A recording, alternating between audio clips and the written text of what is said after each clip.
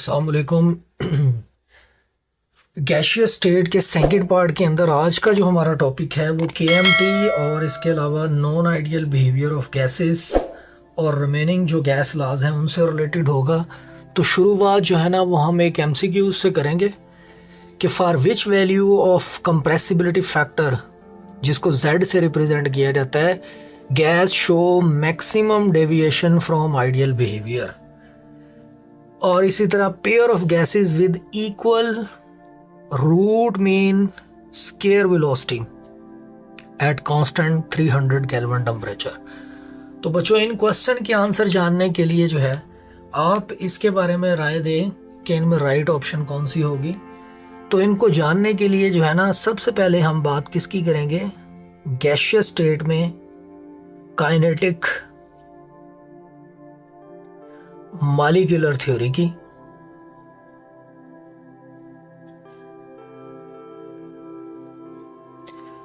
जिसको शॉर्टली हम क्या भी कहते हैं, KMT। जैसे UMT होता है यूनिवर्सिटी ऑफ मैनेजमेंट साइंसेस, वैसे KMT होता है काइनेटिक मॉलिक्यूलर थ्योरी। तो काइनेटिक मॉलिक्यूलर थ्योरी जो है ना, ये हमें कुछ गैसेस की प्रॉपर्टीज, बिहेवियर के बारे में जो है ना वो बता रही होती है। तो बच्चों, सबसे पहले जो है ना वो हमारे पास इसके क्या आ जाते हैं, पास्चुलेट्स। इसके बारे में जो मुताला पाकिस्तान है स्टार्ट के अंदर, कि इसके पास्चुलेट किसने दिए थे, कौन कौन से साइंटिस्ट ने कौन कौन से कारनामे सर अंजाम दिए थे। तो बच्चों, ये स्टार्ट में आपने पढ़ लेना है। पास्चुलेट में जो है ना प्रॉपर्टीज के अंदर वो हमें बता रहा है। सबसे पहली प्रॉपर्टी के each gas consist of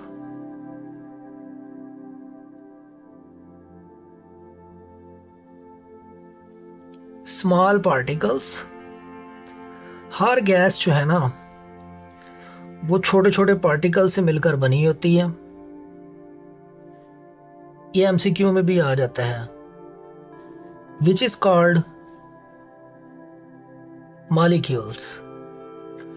correct incorrect में पूछा जा सकता है। According to KMT, small particles, gas consist of atoms, molecules, ऐसे चार ऑप्शन के अंदर। इसी तरह सेकंड पोस्टुलेट हमारे पास गैस मॉलिक्यूल्स की मोशन से रिलेटेड है कि बच्चों, मोशन ऑफ गैस मॉलिक्यूल्स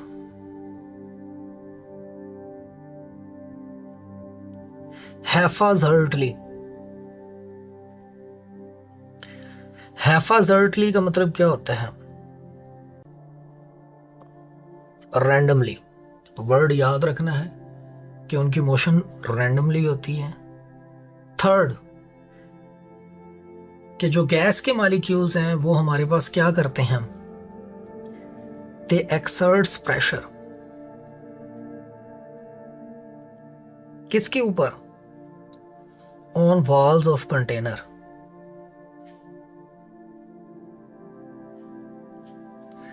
तो कंटेनर की वॉल्स के ऊपर जो है ना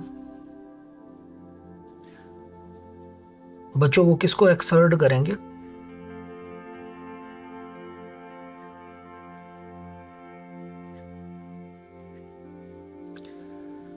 प्रेशर को। किस वजह से, ड्यू टू कोलिजन। जो इंपॉर्टेंट बात है वो ये है कि जो गैस के मॉलिक्यूल्स की कोलिजन होती है, दिस इज परफेक्टली इलास्टिक।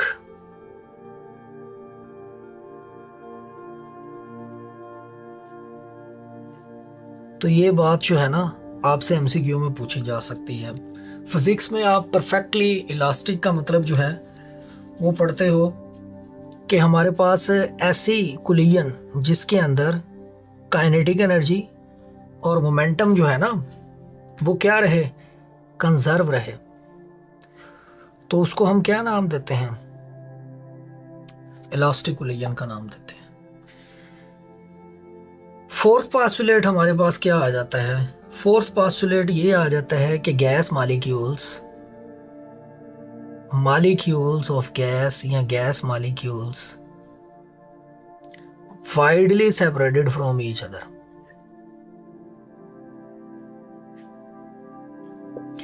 कि जो गैस के मॉलिक्यूल्स हैं वो एक दूसरे से काफ़ी ज़्यादा दूर होते हैं। अक्सर ये बात पूछ ली जाती है कि वन मॉलिक्यूल इज़ 300 टाइम्स, ये डिजिट याद रखना है, is far from the diameter from other molecule. एक मॉलिक्यूल का जितना डायमीटर होता है ना, इससे वो 300 गुना दूर जो है ना दूसरे मॉलिक्यूल से पड़ा हुआ होता है। इतना ज़्यादा जो है ना इनके दरमियान डिस्टेंस होता है। नेक्स्ट पास्टुलेट हमारे पास क्या आ जाता है? There is no force of attraction.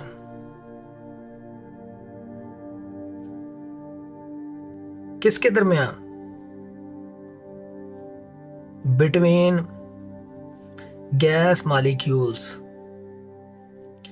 कि जो गैस के मॉलिक्यूल्स हैं उनके दरमियान कोई फोर्स ऑफ अट्रैक्शन नहीं होती। बच्चों ये पास्टुलेट्स जो है ना, सारे पास्टुलेट हैं आइडियल गैस के लिए, लेकिन उनमें से कुछ पास्टुलेट ऐसे हैं जिनको real gas, non ideal gas follow नहीं करती। आइडियल गैस तो सारी फॉलो करती हैं, लेकिन रियल गैसेस सारे पास्टुलेट फॉलो नहीं करती। अगला पास्टुलेट हम देखेंगे तो फिर हम बात करेंगे कौन से जो है ना फॉल्टी पास्टुलेट हैं। Actual volume. बच्चों गैस का जो एक्चुअल वॉल्यूम होता है ना मॉलिक्यूल्स का, मॉलिक्यूल्स को अगर हम इकट्ठा करते हैं तो वो इतना कम होता है कि इसको हम क्या कर सकते हैं, नेग्लिजिबल, निगलेक्ट कर सकते हैं। किसकी निस्बत? Then total volume.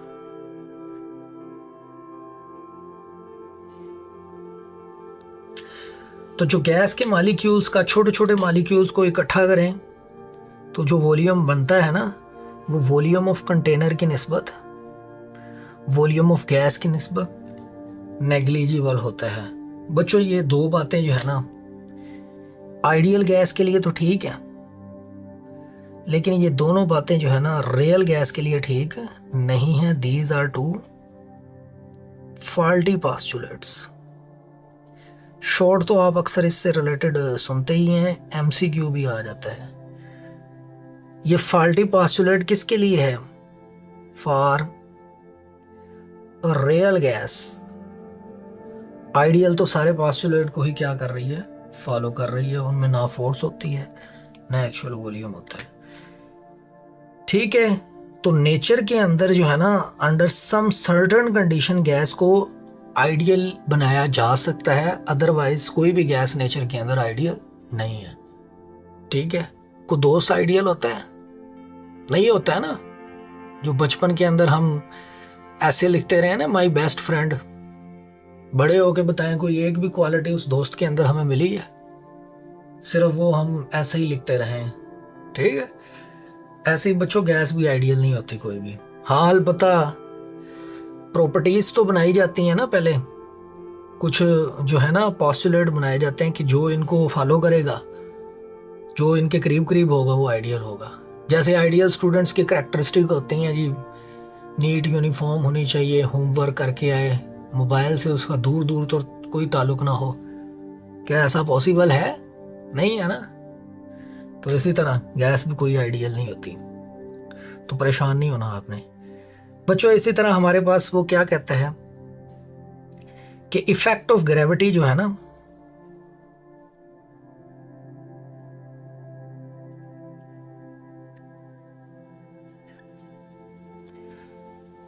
नेग्लिजिबल होता है। किसके ऊपर? On motion of gas molecules.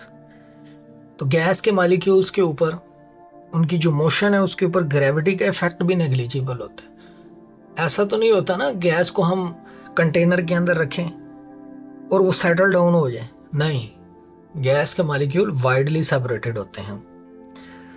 तो बच्चों आठवां जो लास्ट पास्टुलेट है, वेरी इंपॉर्टेंट, बहुत दफा वो पेपर के अंदर पूछा हुआ है कि हमारे पास एवरेज काइनेटिक एनर्जी, बच्चों ये बात जो मैं लिख रहा हूँ ना, ये मैं लिख रहा हूँ एवरेज काइनेटिक एनर्जी। याद रखना दो चीज़ें हैं, एक एवरेज है एक टोटल है, दोनों से रिलेटेड एमसीक्यू आता है। Average kinetic energy is directly proportional to absolute temperature, मतलब temperature should be in Kelvin. ये मैंने एब्सोल्यूट टेम्परेचर लिखा है।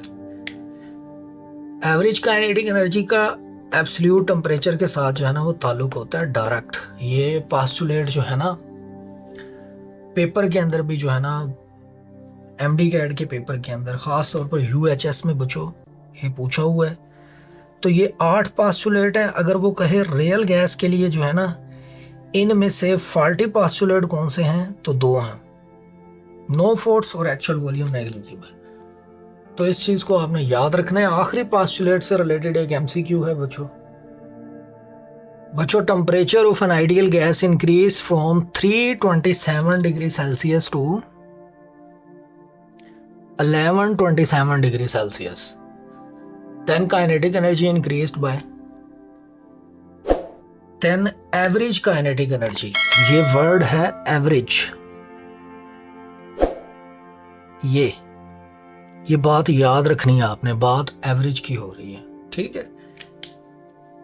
इंक्रीज्ड बाय, इसको केल्विन में चेंज करना है, इसको भी और इसको भी देखना है कि केल्विन में यहाँ से यहाँ तक कितना बड़ा है। जितना बढ़ेगा काइनेटिक एनर्जी भी उतने टाइम से क्या करेगी, इंक्रीज करेगी। अब आपने याद रखना है कि अगर बात वो किसकी करता है, टोटल काइनेटिक एनर्जी की, वो बताएगा एमसीक्यू के अंदर।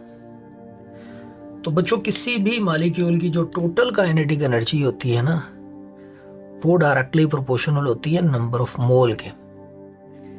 ये बात जहन में आपने बिठा लेनी है। एवरेज का ताल्लुक टोटली टेम्परेचर से और टोटल काइनेटिक एनर्जी का ताल्लुक नंबर ऑफ मोल से। तो ये था केएमटी काइनेटिक मॉलिक्यूलर थ्योरी के साथ। अब हम बात करेंगे किसकी, काइनेटिक इक्वेशन की। ये जो काइनेटिक इक्वेशन है हमारे पास, इसको प्रेजेंट किया था आरजे क्लासियस ने। आरजे क्लासियस जो है ना, वो केएमटी के थर्ड पोस्टुलेट को ही एक्सपेंड करते हुए कहता है कि जो एक्सर्टेड प्रेशर है उससे रिलेटेड एक इक्वेशन उसने डेराइव की थी। बुक में डेरिवेशन नहीं है, जस्ट इक्वेशन है, आपने याद रखनी है। इक्वेशन क्या है हमारे पास, इक्वेशन हमारे पास जो है PV is equal to 1/3 mn C bar square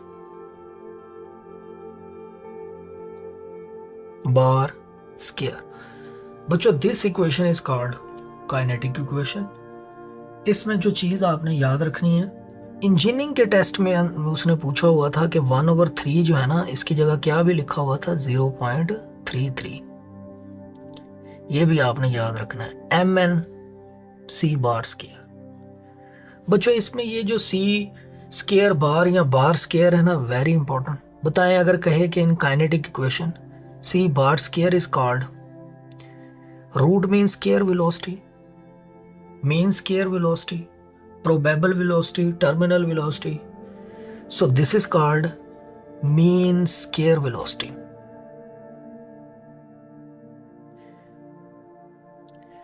बच्चों mean square velocity क्या होती है हमारे पास, मैक्सवेल कहता है कि जो गैस के मॉलिक्यूल्स हैं ना, उन सब की वेलोसिटी एक जैसी नहीं होती, बल्कि डिफरेंट मॉलिक्यूल्स की वेलोसिटी भी जो है वो क्या होती है, डिफरेंट होती है। तो हम उन तमाम वेलोसिटीज का क्या ले लेते हैं, एवरेज। तो हर एक की वेलोसिटी को इंडिविजुअली तो मेजर नहीं कर सकते, हम एवरेज ले लेते हैं, average of all possible velocities. Suppose 1 mole gas है,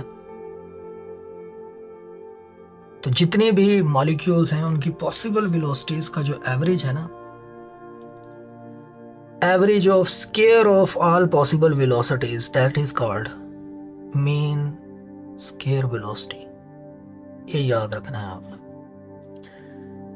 बच्चों। अब इस मीन स्क्वायर वेलोसिटी जो है ना, उसका हम फार्मूला डराइव कर सकते हैं।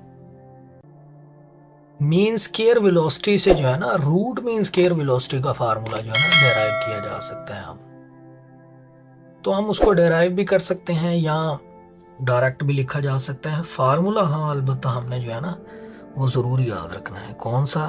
किसका? रूट मीन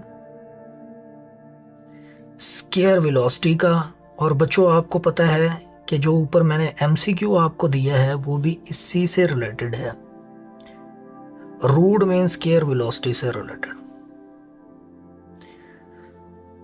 तो बच्चों इसके डिफरेंट फार्मूलाज जो है ना वो आपने याद रखने हैं। क्या होता है रूट मीन स्क्वायर वेलोसिटी? मैं डायरेक्ट लिख रहा हूँ, डेरिवेशन इसकी नहीं कर रहा हूँ क्योंकि फार्मूला आपने जुबानी याद रखना है बच्चों। वो हमारे पास होता है 3RT over capital M under root.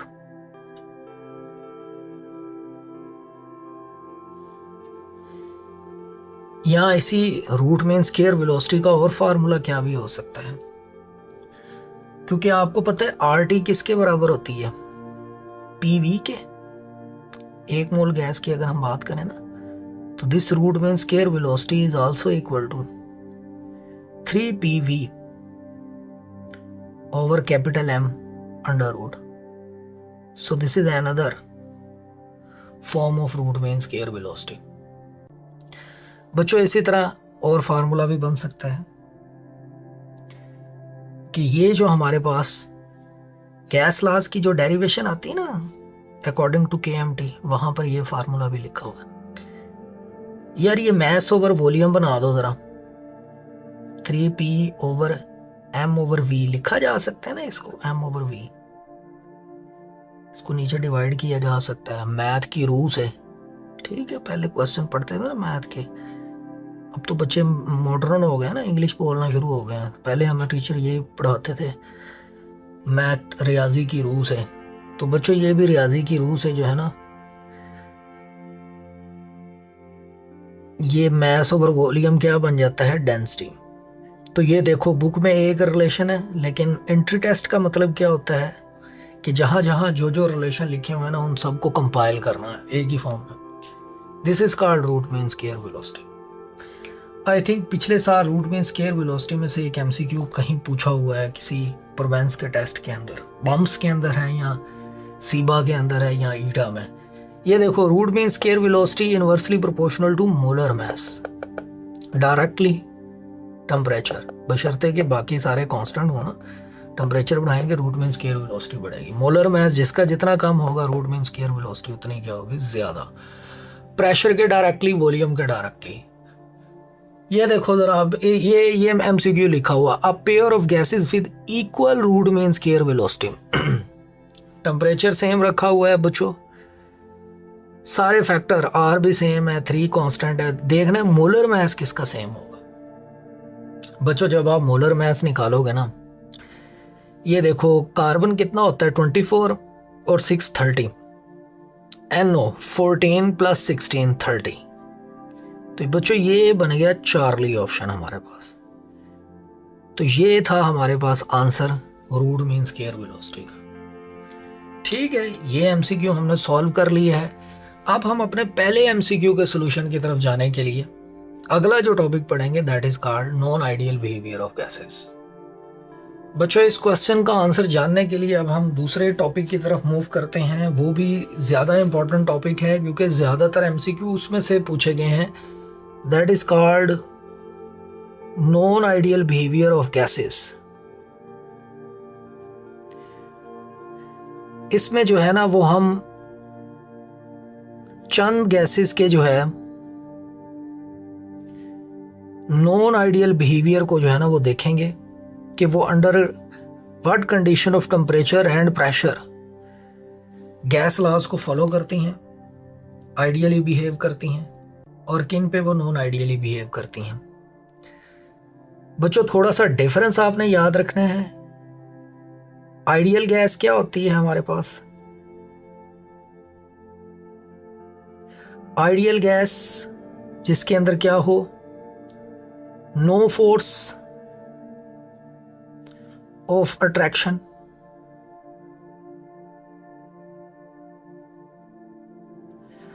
बच्चों आइडियल गैस क्या होती है? Can not liquefy.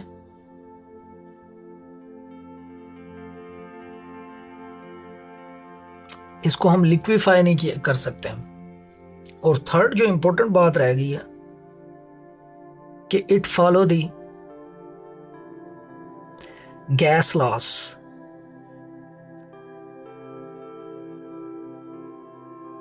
ये तमाम गैस लॉस को जो हमने कल के लेक्चर में देखा थे, प्रीवियस लेक्चर के अंदर देखे थे, उनको क्या करती है? फॉलो करती है। और बच्चों एक और बात जो मैं आपको आगे चल के बताना चाहूँगा, पॉइंट में यहाँ पे लिख देता हूँ, वो ये है कि for ideal gas Z which is called compressibility factor, ये 1 के बराबर होता है। ठीक है। और इसी तरह यही उल्ट बातें सारी जो है ना, आपने किसके लिए याद रख लेनी है? नॉन आइडियल गैस के लिए। ये उल्ट बातें मैं यहाँ पे सिर्फ बता देता हूँ। नॉन आइडियल गैस जिसमें फोर्स ऑफ अट्रैक्शन हो, non ideal gas which can liquefy, non ideal gas which do not follow the gas laws. या मैं यहाँ पे लिख देता हूँ क्योंकि कंप्रेसिबिलिटी फैक्टर वाली जो बात है ना, वो ज़रा इम्पोर्टेंट है। ऊपर MCQ भी है जिसका आंसर अभी तक जो है ना आपने फाइंड नहीं किया होगा। वो अगर आप इम्प्रूवर बच्चे हैं तो काफ़ी हद तक इसका आंसर जान चुके होंगे।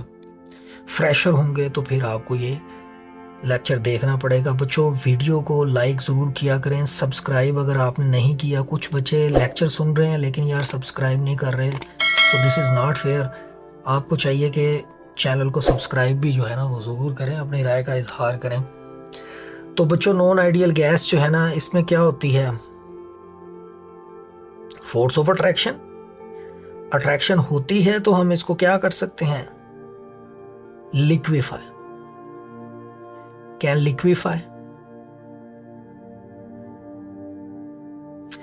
और इसी तरह non ideal gas do not follow gas laws. General gas equation. बच्चों नॉन आइडियल गैस के लिए Z की वैल्यू लेस देन 1 होगी या Z की वैल्यू ग्रेटर देन 1 होगी। तो व्हाट इज Z? बच्चों Z हमारे पास क्या होता है? According to general gas equation PV is equal to nRT। बच्चों इस इक्वेशन को जरा रीअरेंज करें। जब हम इसको रीअरेंज करते हैं तो हमारे पास बनता है PV ओवर nRT। बच्चों ये जो PV ओवर nRT है ना, इसको कहते हैं compressibility factor. This factor is called compressibility factor. अगर ये किसके बराबर आता है हमारे पास? 1 के बराबर। ये 1 के बराबर अगर हमारे पास आ रहा है तो बच्चों इसका मतलब ये है कि वो गैस क्या होगी? आइडियल। ऊपर बता दिया मैंने। और अगर Z की वैल्यू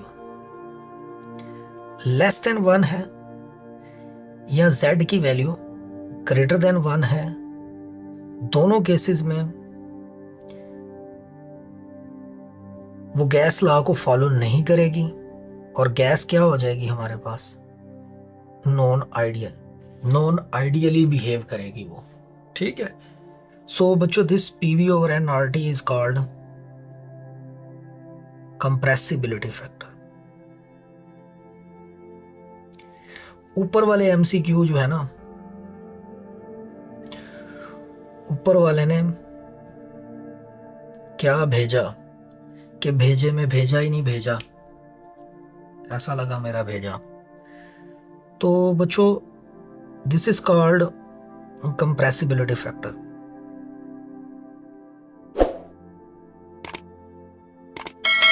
Z से इसको जाहिर किया जाता है। रेशो है PV ओवर nRT। तो ऊपर वाले MCQ को आपने देखना है, उसका आंसर जो है ना फाइंड करने की कोशिश करनी है। अब बच्चों जैसे मैंने आपको बताया कि इसमें हमने जो है ना वो कुछ नॉन आइडियल गैसेस के जो है ना बिहेवियर को चेक करना है कि under what condition they behave ideally and they show non ideal behaviour. सबसे पहले हम देखेंगे बिहेवियर ऑफ गैसेस। दो ग्राफ हैं आपकी बुक के अंदर भी बने हुए हैं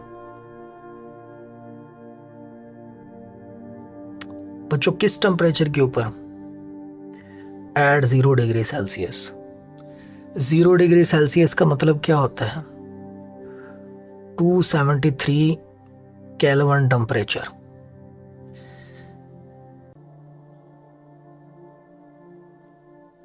तो हम देखेंगे इस लो टेम्परेचर पे गैसेस का बिहेवियर कौन सा होगा। तो बुक के अंदर ग्राफ बना हुआ है, जो भी आपके प्रोवेंस की टेक्स्ट बुक है, फेडरल की है, पंजाब की है, सिंध की है, सिलेबस कॉमन ही है एमडी कैट का बच्चों। एक साइड पे हम क्या ले लेते हैं बच्चों? प्रेशर। और दूसरी साइड पे हम क्या ले लेते हैं? Compressibility factor, PV over NRT. असल में एन कांस्टेंट है, आर कांस्टेंट है, टेम्परेचर कांस्टेंट 273। फैक्टर कौन सा देखना है हमने? ये पीवी। ये फैक्टर जो है ना कांस्टेंट रहना चाहिए, यही कहते हैं ना बॉयल्स लॉ। अगर ये कांस्टेंट है, इसकी वैल्यू 1 के बराबर है, तो बच्चों वो गैस क्या होगी हमारे पास? आइडियल। और अगर इसकी वैल्यू 1 से कम आ जाए, ये 1 से ज्यादा आ जाए, तो वो दोनों केसेस में हमारे पास गैस क्या होगी? Non ideal. 0.5, 1.5, 0। तो बच्चों अगर कोई भी गैस इस सिराते मुस्तकीम के ऊपर चलेगी ना, तो सीधी जो है ना जन्नत में जाएगी, मतलब आइडियली बिहेव करेगी। लेकिन अगर वो आगे पीछे भटकेगी तो नाक में जलेगी। तो अब हम 4 गैसेस जो देखने जा रहे हैं उनमें हाइड्रोजन, हीलियम, नाइट्रोजन और कार्बन डाइऑक्साइड है। ठीक है। तो बच्चों सबसे पहले जो हमने ग्राफ की लाइन देखी वो हमारे पास कुछ इस तरह से थी फॉर हीलियम। दूसरी ग्राफ की लाइन जो है ना वो कुछ इस तरह से थी फॉर हाइड्रोजन। फिर ग्राफ की लाइन हमारे पास कुछ इस तरह से आई फॉर नाइट्रोजन। ये नाइट्रोजन के लिए है बच्चों। फिर हमारे पास ग्राफ की लाइन जो है ना वो कुछ इस तरह से आई, लेकिन ये किसके लिए थी? कार्बन डाइऑक्साइड के लिए। तो बच्चों ये जो हमारे पास गैस की लाइन आ जाती है ये कार्बन डाइऑक्साइड के लिए। तो ये बिहेवियर है। हमने देखा है कि CO2 और नाइट्रोजन तो स्टार्ट में डेविएशन पॉजिटिव भी दे रही हैं और नेगेटिव भी दे रही हैं। So this deviation is called positive deviation,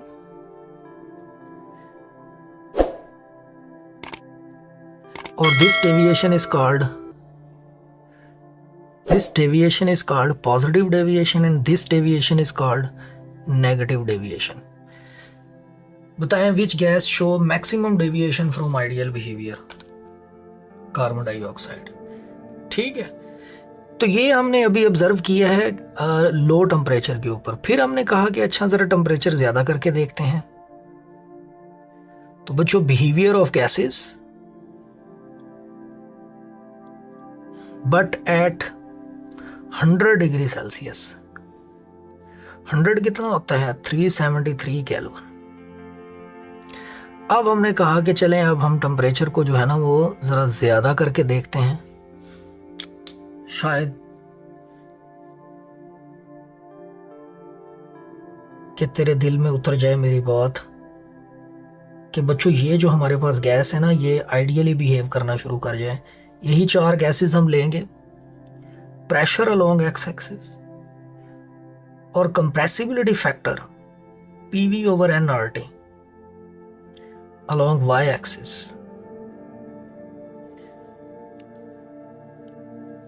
अगर हमारे पास कंप्रेसिबिलिटी फैक्टर की वैल्यू किसके बराबर होगी बच्चों? 1 के। गैस क्या होगी? आइडियल। 1 से ज्यादा तो वो गैस क्या होगी, नॉन आइडियल। तो बच्चों जब हमने जो है ना इन्हीं 4 गैसेस का बिहेवियर देखा, तो सबसे पहले हमारे पास जो है ना वो किसकी बात हम कर रहे थे, हीलियम की। This is for helium. फिर हमने देखा तो वो कौन सी थी, हाइड्रोजन। फिर हमने देखा तो वो फिर कौन सी थी, नाइट्रोजन। फिर हमने देखा तो वो कौन सी थी, कार्बन डाइऑक्साइड। बताएं जरा, जब हमने टेम्परेचर जो है ना वो बच्चों ज्यादा किया है, तो कौन सा ग्राफ काफी हद तक स्ट्रेट लाइन के करीब हमें मिल रहा है, जिसमें टेम्परेचर क्या है, ज्यादा है। ठीक है, तो इन दोनों ग्राफ को देखते हुए बताएं जरा हमारे पास जो है ना बच्चों वो फाइनली कंक्लूजन क्या ड्रा होता है, क्या रिजल्ट हमारे पास निकलता है कि under what condition of temperature and pressure gas show ideal and non ideal behaviour. किन कंडीशंस के ऊपर गैस बच्चों आइडियल होती है, बच्चों किन कंडीशंस के ऊपर जो है ना गैस क्या होती है, नॉन आइडियल। ये 2 ग्राफ का रिजल्ट है।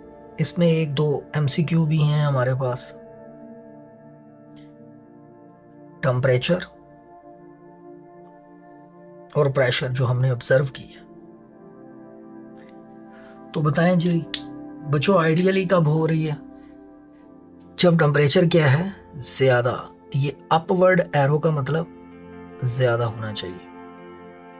और प्रेशर क्या होना चाहिए, ये देखो ना, कम। जितना कम प्रेशर होगा लाइन उतनी ही सराते मुस्तकीम के ऊपर आएगी, प्रेशर कम। नॉन आइडियल कब होगी बच्चों, नॉन आइडियल तब हो रही है जब हमारे पास टेम्परेचर क्या हो रहा है, कम, और प्रेशर क्या हो रहा है, ज्यादा। ये देखो जैसे ही हम ज्यादा कर रहे हैं ना प्रेशर को, तो प्रेशर ज्यादा होने से बच्चों वॉल्यूम क्या होना चाहिए, कम। क्योंकि वॉल्यूम कम होगा, पीवी क्या रहेगा, कांस्टेंट। कांस्टेंट रहेगा तो वो बॉयल्स लॉ को फॉलो करेगा, गैस आइडियल होगी। लेकिन जैसे ही हम प्रेशर को ज्यादा करते हैं ना, तो वॉल्यूम भी ज्यादा हो जाता है। वॉल्यूम ज्यादा तो पीवी का फैक्टर भी ज्यादा, पीवी का फैक्टर ज्यादा, जेड की वैल्यू ज्यादा, गैस क्या होगी, नॉन आइडियल। तो हमारे पास नॉन आइडियल कब होती है, जब प्रेशर क्या हो जाता है, ज्यादा। कमेंट में आपने मुझे बताना है कि जब प्रेशर को हम ज्यादा करते हैं तो उन गैसेस के दरमियान जो रियल गैसेस हैं, रिपल्सिव फोर्स डोमिनेंट होती हैं या अट्रैक्टिव फोर्स ज्यादा डोमिनेंट होती हैं, बताना है। और ये CO2 और नाइट्रोजन जब प्रेशर कम करते हैं, वॉल्यूम भी कम हो जाता है, पीवी का फैक्टर भी कम हो जाता है, कंप्रेसिबिलिटी फैक्टर भी कम हो जाता है, गैस का बिहेवियर क्या हो जाता है, नॉन आइडियल। तो बताएं जब हम प्रेशर कम करते हैं तो कौन सी फोर्स उनमें डोमिनेंट हो जाती है, रिपल्सिव या अट्रैक्टिव।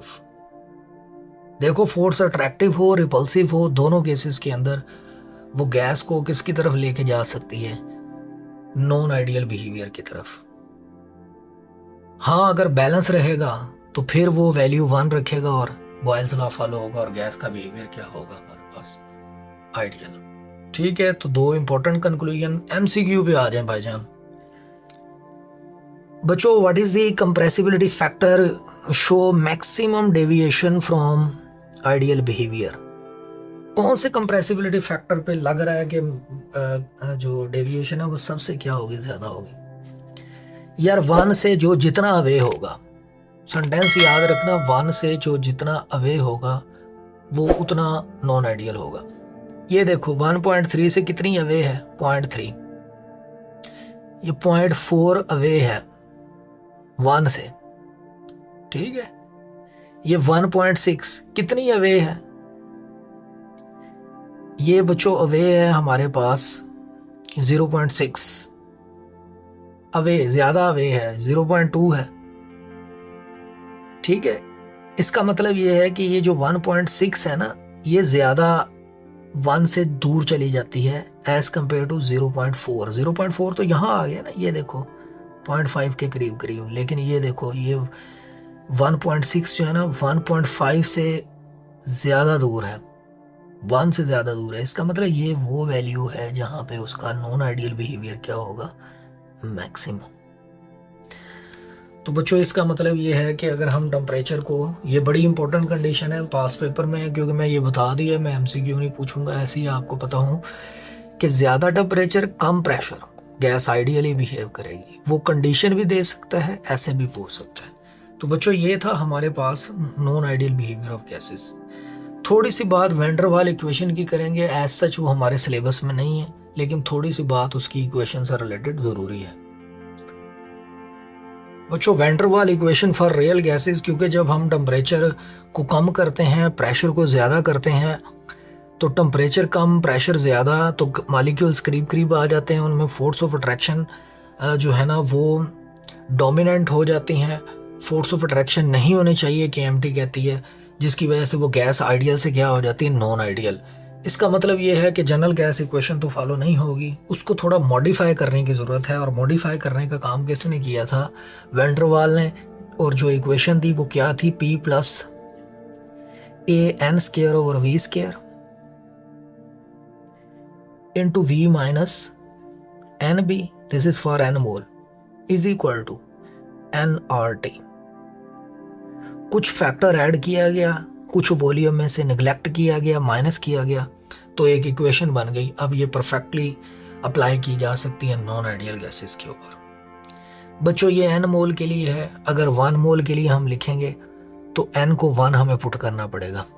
बस इसमें असल जो बात है ना 2 फैक्टर्स की है, that is A।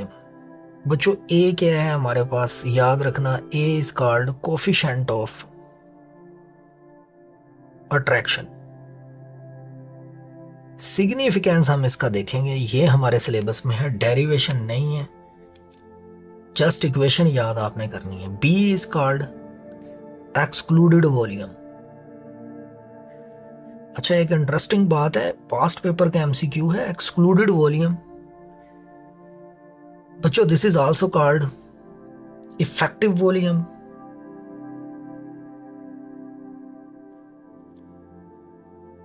This is also called incompressible volume.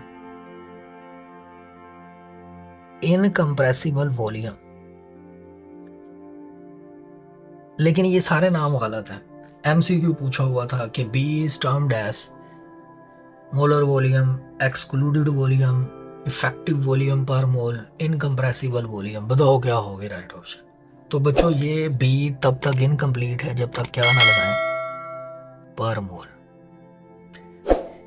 ये 2018 का UHS का एमसीक्यू था, तो पेपर आप उठा के देखिएगा। तो पर मोल जब तक आप नहीं लिखेंगे ना तब तक बात कंप्लीट नहीं होगी। फिर इसका सिग्निफिकेंस हमने देखना है बच्चों, याद रखना A और B जितने ज्यादा होंगे, अट्रैक्शन कोफिशिएंट ज्यादा होगा, एक्सक्लूडेड वॉल्यूम जितना ज़्यादा होगा, उसको टोटल वॉल्यूम से हम निगलेक्ट नहीं कर सकेंगे, जो कि निगलेक्ट होना चाहिए आइडियल के लिए। तो A और B जितना ज़्यादा होंगे तो बच्चों याद रखना उसका जो नॉन आइडियल बिहेवियर है वो उतना ही क्या होगा हमारे पास, ज़्यादा। ठीक है। और बच्चों एक और बड़ी इंपॉर्टेंट बात, अगर मैं आपसे कहूं कि A और B जो है ना वो दोनों 0 हो जाते हैं, बताओ गैस क्या होगी। ये फैक्टर खत्म, ये फैक्टर खत्म, तो क्या ही बन गया, PV = nRT। तब तो गैस क्या हो जाएगी हमारे पास, इन दैट केस परफेक्टली वो तो क्या होगी, आइडियल गैस। तो ऐसा कभी होता नहीं है, और गैस भी कोई आइडियल नहीं है। ठीक है। तो बच्चों ये आपने जो है ना वो याद रखना है, ये आपसे पूछा जा सकता है। ये जो B का फैक्टर है ना एमसीक्यू में आ जाता है, ज्यादा हम डिस्कशन इस पे नहीं करेंगे। अच्छा एक मासूमाना सा क्वेश्चन है बच्चों, वसीम बदामी की थोड़ी सी रूह आ गई है, आपने कमेंट के अंदर बताना है। मुझे ये बताएं जो ग्राफ हमने ड्रा किया उसमें वो कौन सी गैस है जिसके लिए A और B की वैल्यू सबसे कम है, सबसे कम है, और A और B की वैल्यू सबसे ज्यादा किसकी है। ग्राफ में वो दो बातें बताना भूल गया मैं कि हाइड्रोजन और हीलियम काफ़ी हद तक जो है ना वो सिराते मुस्तकीम पे थी, आइडियली बिहेव करती हैं। को पूछे ना कौन सी गैस है जो काफ़ी हद तक आइडियली बिहेव करती है, तो आपने बताना है हाइड्रोजन और हीलियम। क्यों? स्मॉल साइज है बच्चों, पोलराइजिबिलिटी कम है, फोर्स ऑफ अट्रैक्शन बहुत मुश्किल से उनमें डेवलप होती है, साइज ही कम है।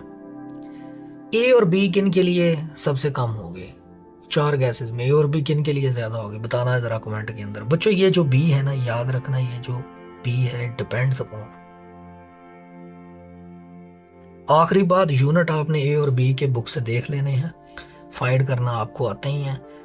बच्चों ये जो ए और बी है ना हमारे पास, इसका ताल्लुक नेचर ऑफ गैस के साथ है।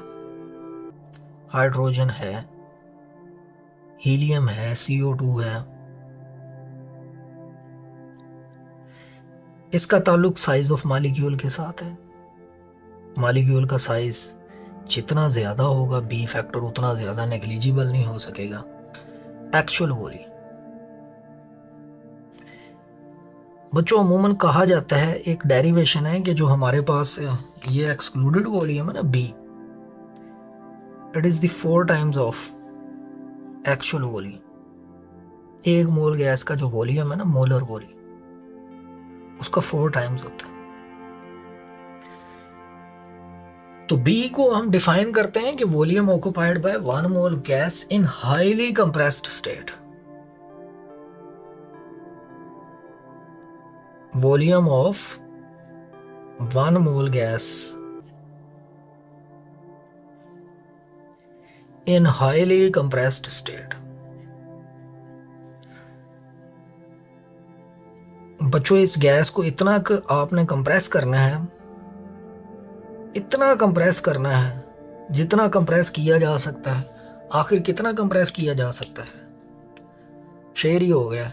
तो बच्चों इसको इतना कंप्रेस करना है कि आपको लगे कि मैं थोड़ा सा मज़ीद इसको कंप्रेस करूँगा तो ये किस में चली जाएगी? लिक्विड स्टेट में। तो ये जो वॉल्यूम होता है ना, ये मोलर वॉल्यूम का जो है ना 4 टाइम्स होता है। This is called excluded volume. ठीक है, याद रखनी है बात। बच्चों अगली बात जो है ना वो हम दो छोटे छोटे गैस लॉज उनसे रिलेटेड करेंगे। ठीक है, इनसे रिलेटेड भी एक आध MCQ पास पेपर में पूछा हुआ है। Dalton law of partial pressure क्या कहता है? इसके according total pressure exerted by non reacting gases, शर्त यह है कि गैसेस क्या होनी चाहिए? Non reacting. Total exerted pressure is equal to the sum of their individual partial pressure P1, P2 small लिखना है partial pressure, P3 and so on. कि जो टोटल प्रेशर लगने वाला है ना वो हर गैस के अलग-अलग प्रेशर के सम के क्या होता है? बराबर होता है, बशर्ते कि वो तमाम गैसेस को सेम वॉल्यूम के अंदर इनक्लोज्ड किया हो under the same condition of temperature. तो बच्चों ये हमारे पास टोटल प्रेशर इन सब के इंडिविजुअल पार्शियल प्रेशर की क्या होगा? सम के बराबर होगा। इसमें आपने याद रखनी है। फिर वो बताता है कि ये जो पार्शियल प्रेशर होता है ना बच्चों हर गैस का, P1 हमारे पास क्या होगा मैं थोड़ा सा बता देता हूं आपको। So this is the partial pressure of gas 1, P2 partial pressure of gas 2, ऐसे ही सो। तो आपने याद रखना है कंडीशन ये है कि gas should be non reacting, क्योंकि रिएक्ट नहीं करेंगी तब भी वो इंडिविजुअल अपना प्रेशर जो है ना क्या कर सकेंगी? एक्सर्ट कर सकेंगी। बच्चों ये जो हमारे पास पार्शियल प्रेशर होता है ना P1 V, क्योंकि वॉल्यूम सेम है, N1 RT, टेम्परेचर सेम है, R सेम है, वॉल्यूम सेम है, तो फिर ये P जो है वो किसके ऊपर बेस करता है? तो ये जो पार्शियल प्रेशर है ना, ये याद रखना, it is directly proportional to number of moles of that gas. अगर आपसे कहा जाए कि यार पार्शियल प्रेशर को कैलकुलेट किस तरह से किया जाता है? बच्चों कैलकुलेशन ऑफ पार्शियल प्रेशर, अब इससे रिलेटेड MCQ ऐसे ही पूछा जा सकता है कि 4 गैसेस दे दी जाए, कहा जाए मिक्सचर दे दिया जाए 4 गैसेस का, बताएं कि किसके ऊपर डाल्टन लॉ अप्लाई होगा। तो बच्चों देखना है जिसके ऊपर जो पेयर जो है नॉन जो पेयर हमारे पास नॉन रिएक्टिंग गैसेस का होगा, जो रिएक्ट नहीं कर सकेगा। फार्मूला याद रखना है आपने, कैलकुलेशन आ सकती है कि partial pressure of any gas a is equal to the number of moles of that gas divided by total number of moles multiply with total pressure. यहाँ बच्चों इसको ऐसे भी लिखा जा सकता है, N/NT बता सकते हो ये किसके बराबर होता है? Mole fraction. ये फर्स्ट ईयर में आप सॉल्यूशन वाले चैप्टर में जो अमूमन बच्चे छोड़ देते हैं, पढ़ते हैं हम, XA इंटू PT। तो टोटल बच्चों टोटल के साथ इसको मल्टीप्लाई करेंगे तो हमें X लिखा है, ये X है, हमें उस गैस का क्या मिल जाएगा? Partial pressure. फार्मूला भी याद रखना है, कैलकुलेशन बेस्ड कोई MCQ जो है वो पूछा जा सकता है। अब हम बात करेंगे बच्चों छोटा सा मजीद एक गैस लॉ, ग्राहम लॉ। बच्चों ग्राहम लॉ ऑफ डिफ्यूजन और एफ्यूजन हमें क्या कहता है कि रेट ऑफ डिफ्यूजन किसी गैस के मॉलिक्यूल्स के मिक्स होने का जो रेट है, या रेट ऑफ एफ्यूजन किसी टाइनी होल से भागने का जो रेट है, it is inversely proportional to the square root of its density. यानी डेंसिटी जिस गैस की जितनी कम होगी उसके मिक्स होने का रेट डिफ्यूजन उतना ज़्यादा, या भागने का एफ्यूजन उतना ही क्या होगा? ज़्यादा। या बच्चों रेट ऑफ डिफ्यूजन और एफ्यूजन ये इंपॉर्टेंट है, डेंसिटी क्योंकि मोलर मास के डायरेक्टली है, तो we can say instead of density we can use the term molar mass, under root of molar mass. अब मोलर मास आपने देखना है 4 ऑप्शन देता है वो अक्सर, जिसका कम होगा उसका रेट ऑफ डिफ्यूजन एफ्यूजन उतना ही क्या होगा? ज्यादा होगा। तो ये 2 रिलेशन इससे रिलेटेड MCQ आपसे पूछा जा सकता है। या बच्चों अगर 2 गैसेस हमारे पास हैं R1 ओवर R2,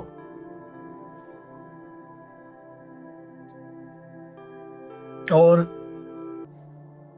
किसके बराबर होगा? M2, दोनों इनवर्सली हैं याद रखना है, ओवर M1 अंडर रूट। तो बच्चों ये आप अंडर रूट लोगे तो हमारे पास जो है ना ये एक और इक्वेशन बनेगी Dalton law of Graham law of diffusion और एफ्यूजन से रिलेटेड। इससे रिलेटेड एक MCQ मैं यहाँ पे लिख रहा हूँ बच्चों, इसका सोल्यूशन आपने मुझे बताना है क्या हो सकता है। बच्चों क्वेश्चन ये है कि hydrogen gas 4 times more effuses than X gas, what is X gas? ये देखो ना, एक हाइड्रोजन रखो R1, दूसरी X गैस रखो, ऊपर 4 आएगा, 4 टाइम्स ज्यादा है, नीचे 1 आएगा। फिर मोलर मास M2 निकाल लो, हाइड्रोजन का मोलर मास कितना होता है? 2 होता है। इसको सॉल्व कीजिएगा, आपके पास आंसर आ जाएगा, क्योंकि मोलर मास से हम माना गैस तक पहुंच सकते हैं। बच्चों ये था हमारा गैशियस स्टेट वाला टॉपिक जो हमने कंप्लीट किया है। नेक्स्ट हम लिक्विड स्टेट की बात करेंगे, लिहाजा इस चैनल को जो बच्चे लेक्चर देख रहे हैं ज़रूर सब्सक्राइब करें बच्चों। ये आपने जो है वो काम करना है, आप लेक्चर सुन रहे हैं, लेकिन ये हमारी अप्रिशिएशन है कि आप सब्सक्राइब भी करें और दोस्तों तक जो है वो पहुँचाएँ, और इसको लाइक और कमेंट ज़रूर करें। अपना बहुत सारा ख्याल रखिएगा। लिक्विड स्टेट के साथ हाजिर होंगे। अल्लाह हाफिज़।